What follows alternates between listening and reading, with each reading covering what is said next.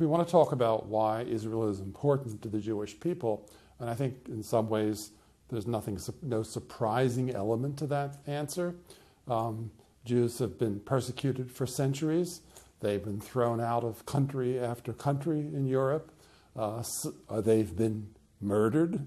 They've been discriminated against. They have centuries of second-class or third-class citizenship in countries with different religious beliefs. And then Jews faced the overwhelming tragedy of the 20th century. I think the single event that most defines 20th century history. It's the fulcrum on which turns our whole notion of civilization, and that is the Holocaust.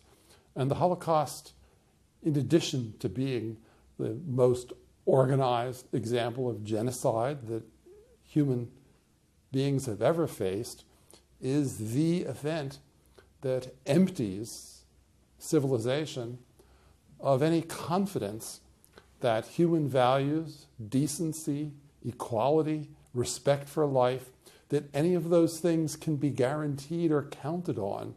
In the wake of the Holocaust, nothing of that is guaranteed. Nothing about the nature of human beings or what they're capable of, what the limitations of evil that they can embody, none of that is guaranteed. And Jews were the victims of it.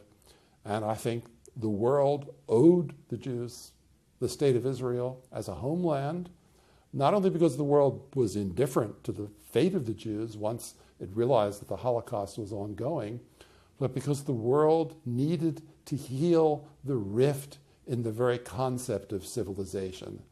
And there was one and only one way to begin doing that, and that was to found a state for the Jews.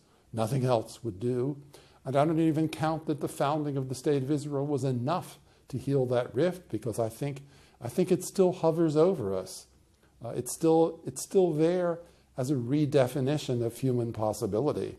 It's a redefinition of what people how they can learn how to behave, a redefinition of how a society can shape people's attitudes and behavior. All that is different with the Holocaust, and Israel to me is partly a symbol of the world's need to respond to that. One often asks whether Jews in other countries, especially a country like the United States, where Jews aren't persecuted, really need Israel.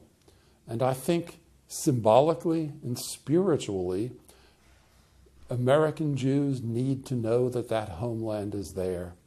They need to know that that ground has been restored to the Jewish people after centuries of partial diaspora, large-scale diaspora. And I think it's part of the identity of American Jews, or it should be.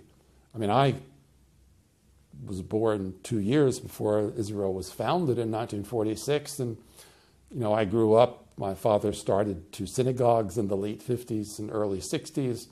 I taught Hebrew school.